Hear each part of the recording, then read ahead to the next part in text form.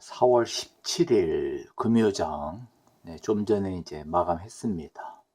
천연가스 현물가에서는 정확히 2불 70으로 끝났고요. 2불 70. 2불 60대로 가나 유심시켜 봤는데 하여튼 2불 70 지키면서 일단은 천연가스 끝이 났고, 선물 5월도 살펴보죠. 5월 선물은 2불 67로 1.02% 오른 상황에서 일단 끝이 났습니다. 물론 크게 오른 건 아니지만은 한때는 2% 넘어가다가 좀 꺾이면서 끝이 났지만, 런던장에서 한참 그 하방 장세가 강했죠. 근데 뉴욕장에서 어느 정도 WTI 원유 가격이 하방 압력을 크게 받는 와중에도 올라갔기 때문에 나름대로 의의는 있겠죠. WTI는 런던장에서 그대로 내리꽂으면서 뉴욕장 열리고 나서도 하방 압력이 강했었습니다. 81불 때까지 갔으니까요. 선물은 80불 중반까지 갔었고요. 5월 선물은. 근데 조금 끌어올리면서 86불 거의 70 가까이까지 끌어올리면서 일단 끝이 났고요. 한 13% 내려꽂다가 한 9.5% 정도, 그 정도로 일단 마이너스 된 상태에서 끝이 났습니다. 86불 70 현물 쪽에서는 1시간봉으로 본 서부 텍사스의 모습이죠. 어저께 하방 압력이 강했는데 결국 런던장에서 아주 크게 아주 밀었어. 하여튼 이렇게 두 자리 숫자로 변동될 때 수익도 크게 나지만, 또 반대의 경우는 강제 청산되고 손실이 엄청나죠. 같은 시간에 천연가스 1시간봉의 움직임. 천연가스도 역시 변동성이 높았습니다. 물론 원유가 워낙 두 자리 숫자로 움직이다 보니까 별거 아닌 것처럼 느껴지지만, 그래도 런던장에서 크게 밀다가 뉴욕장에서 끌어올리고, 오후장에서 조금 꺾였지만 어쨌거나 간에 상방압력 받으면서 끝이 났죠. 4시간 번호 각각 보면은 천연가스 계속 그동안 하방압력 받다가 어제 오늘 사이 특히 어느 정도 반등세라기보다는 기술적 반등이라고 저는 아직도 보고 있지만, 일단 2불 70 정확히 찍으면서 일단 현물가에서는 5월 선물은 2불 67 정도로 끝이 났고요. 서부 텍사스유 4시간 보 지난번에 이렇게 116불, 117불 이렇게 높은 지점에서 그대로 숏 진행이 됐다가 다시 한번 끌어올렸죠. 4월 12일 날. 그런데 다시 더 크게 내려오고, 문제는 이제 오늘 연이어서 더 크게 내려가서 아주 그 스퀴즈도 나면서 아주 특히 롱 진행을 물타기식으로 한 사람은 상당히 곤혹스러웠을 것 같습니다.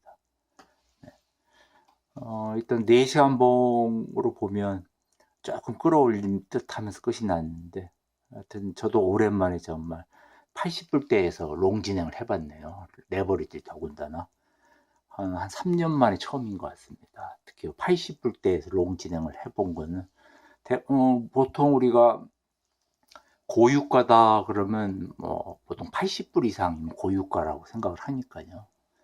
그 다음에 이제 보통 일반적 가격이 60불, 70불대, 그리고 이제 50불대 이하로 내려가면 이제 저유가다 이렇게 생각을 하는데, 요 짧은 기간 동안에 요 4월 달에 워낙에 높게 올라갔었기 때문에 괜히 요 80불 초반, 81불, 80불 되면 괜히 싸 보이기도 하는데, 그런 착시 현상이 일어나죠. 근데 상당히 조심을 해야죠.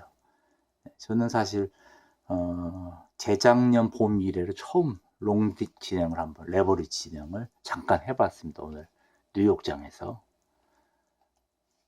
1시간 봉으로 본 모습. 좀 아쉬운 점은 이제 캐나다 종목은 애프터 마켓이 없기 때문에 좀 제한적으로 움직일 수밖에 없었었기 좀 아쉬워가지고요. 만약에 미국 종목을 했으면 애프터 마켓도 있으니까 좀 여유를 가지고 할 수가 있는데, 토론토장 끝나기 전에 마무리 지어야겠다는 생각, 그리고 금요일이기 때문에 더더구나 조바심이 나서 뭐 길게 끌지 못하고 82불에 들어간 거 84불 한 마일쯤 해서 한 200여 틱 내외로 그 정도 움직임으로 레버리지 주로 저는 HOU를 주로 대응을 했고요. 내려올 때는 이제 미국 종목 SCO 곱하기 1 정도 뭐 움직임이라 안정적으로 좀 느낌이 오죠. 뭐 수익은 크게 나진 않지만은. 그리고 이제 캐나다 종목은 HOD, HOD 종목으로 주로 대응을 했습니다. 그리고 이제 선물이나 이런 계약은 CFT 계약 쪽은 한 계약만 거래를 했기 때문에 아주 큰 수익은 나지 못했습니다.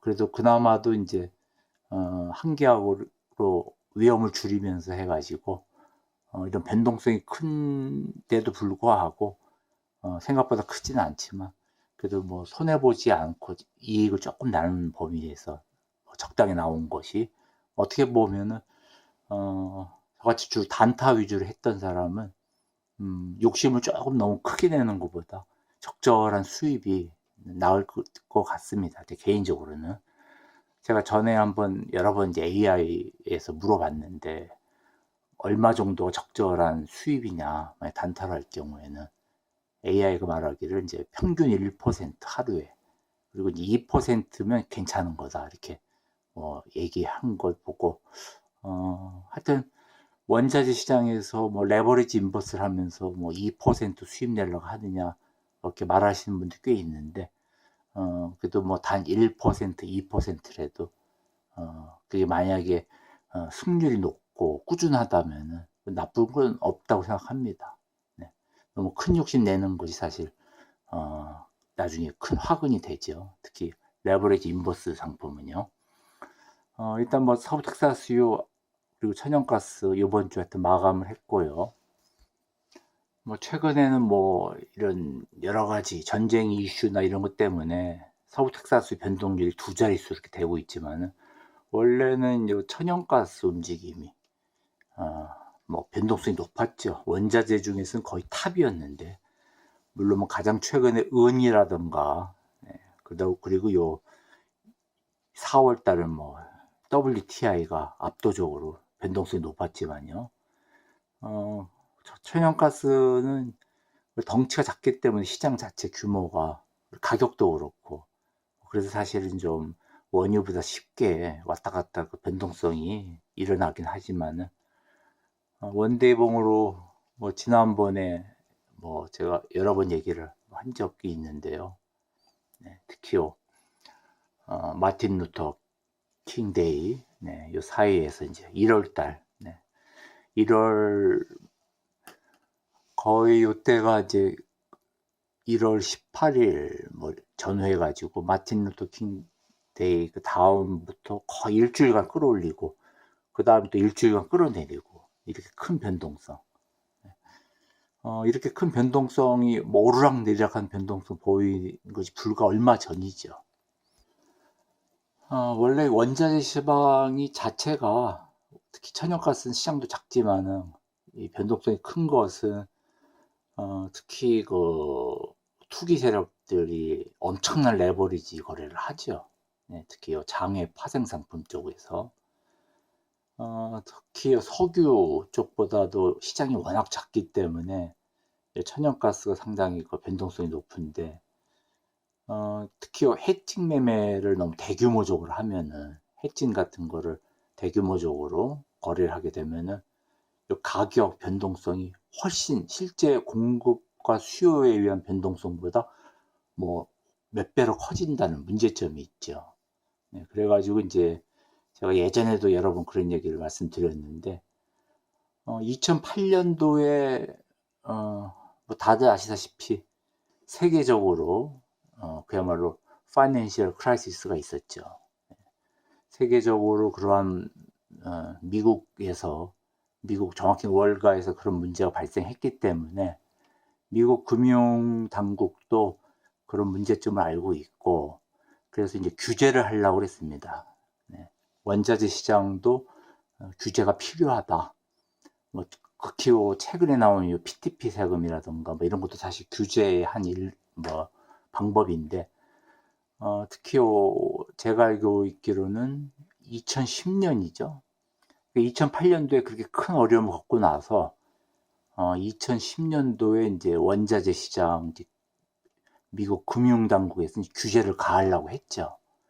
뭐 규제 뭐 정확한 내용을 우리가 일일이 알 필요는 없지만은, 그 당시 제 기억으로는 법 이름이 이제 도드 프랭크 법일 겁니다. 도드 프랭크 법이라 그래가지고 2010년도 뭐 간단합니다. 규제 내용은 뭐 대량적으로 투기성 거래를 막자, 은행이나 뭐 헤지펀드나 혹은 큰손 트레이더들이 뭐 해칭하면서 크게 거래하는 거, 그걸 좀 막아보자 했는데, 그게 뭐 자유시장에서 이렇게 막는자 그래가지고 또 딴 방법이 또 있고 하다 보니까 제대로 이게 막아지지도 못했고, 특히요 아마 거래들 2010년 그 이후부터 계속 보면은 이 런던장 흐름이, 특히 천연가스 아마 거래해 보신 분들은 알 겁니다. 특히요 뭐 최근에 하신 분들도 느낌을,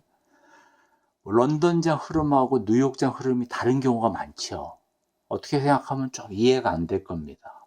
무슨 놈의 시장이 뭐 얼마나 변동성이 크길래 뭐 런던장에서 내리면 뉴욕장에서 올리고, 또 런던장에서 또 올리면 뉴욕장에서 내리는 게 그게 말이 되냐, 몇 시간 간격으로 막 이런 변동성, 어떤 특별한 이유도 없죠. 그 이유가 이제 물론 다 그래서 그런 건 아니지만 제 개인적인 생각이지만은, 런던 쪽으로 이제 그 규제를 피해서 많이 갔습니다.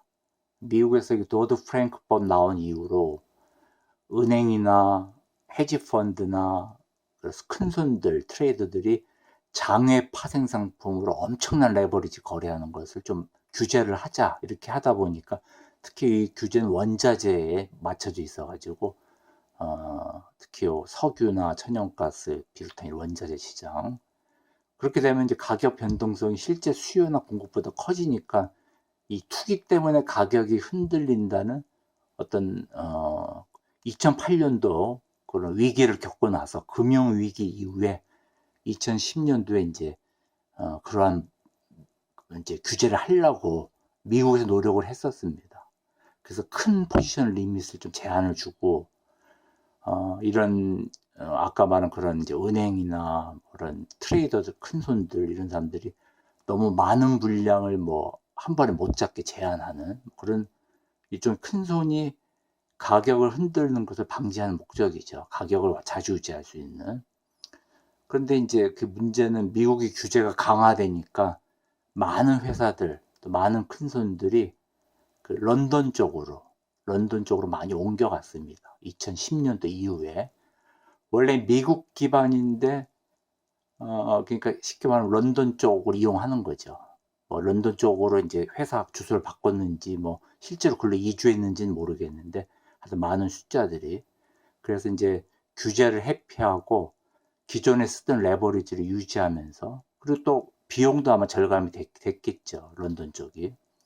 그래서 이제 일부 원자재 파생 거래가 런던으로 조금 많이 이동이 됐습니다. 2010년 이전하고 2010년 이후가 그래서 틀립니다, 조금. 어쨌거나 그렇지만 이제 결국은 이제 그런 규제가 흐지부지 됐죠. 왜냐하면 이제 금융시장이라는 것이 뭐 글로벌 시장이라서 규제가 뭐 되기가 쉽지도 않고, 또 헤지 펀드하고 투기꾼하고 이제 구별이 애매모호합니다, 사실. 그 뭐 투자하시는 분들은 다 아시는 거고요. 그 뭐가 투기고 뭐가 투자인지 사실 애매모호합니다. 꼭 단타한다고 그래가지고 그 투기꾼이라 할 수도 없고, 또 오랫동안 뭐 놔두는 그런 중장기 투자를 한다고 그래가지고 반드시 뭐 투자가라고 할 수도 없는 그런 시장이기 때문에, 원자재 시장 자체가. 그래서 어쨌거나 간에 이제 일부 그런 규제가 몇 년 동안 지연되고, 포지션 제한 이런 거 이제 만들려는 법이 뭐 법정으로 소송도 막 걸고 해가지고 결국은 이제 흐지부지 됐습니다. 일단 그렇지만 이제 그 사이에 이제 많은 그런 헤지펀드나 이런 대형 그런 큰 손들이 다는 아니고 일부가 이제 런던 쪽으로 갔죠. 그래서 어쨌거나 이제 그러한 이유가 있어서 이제 그 뒤로 런던 시장이 아주 뉴욕 시장 움직임하고 다른 경우가 꽤 많습니다. 특히 천연가스는. 네, 자세한 얘기는 한번 뭐 찾아보면 다 아실 거고, 네, 그냥 제가 생각나는 대로 그냥 대충 한번 얘기해 봤습니다. 어쨌거나 저희가 런던장 흐름하고 이제 뉴욕장하고 이제 잘 생각을 해서 거래를 하기 때문에, 네. 일단 천연가스 시장은 현재로서는 뭐 폭발적으로 변동성이 일어나지는 않고 있지만, 지금 WTI 조금 전에 올린 영상 보면은 파이낸셜적으로 보면 인트레스트 레이트, 데일리 인트레스트 레이트 이런 코스트가 WTI 쪽으로 많이 몰려가지고 어쨌거나 사람이 많이 몰려오고 자금이 몰려야 변동성이 커지는 거니까요. 거기에 비해서는 천연가스는 아직까지 이렇게 몰리지는 않고 있는 것 같습니다. 조금 후면 이제 한번 체크해 보려고 그러는데요. 동부 시간 5시 이제 업데이트 되는 게 있어서 그것만 체크하고 이제 이번 주 원자재 거래를 마감하려고 합니다. 개인적으로는 되도록이면 주말에는 차트를 좀 멀리 하고 하여튼 조용한 시간 보내려고 노력하고 있습니다. 하여튼 즐거운 주말 되시기 바랍니다. 편안하고 되도록이면 휴일에는 이런 포지션이나 뭐 가격이 오를까 내릴까 거기에 연연 안 하는 게 정신 건강에 좋겠죠. 네. 하여튼 조용한 주말 보내시기 바랍니다.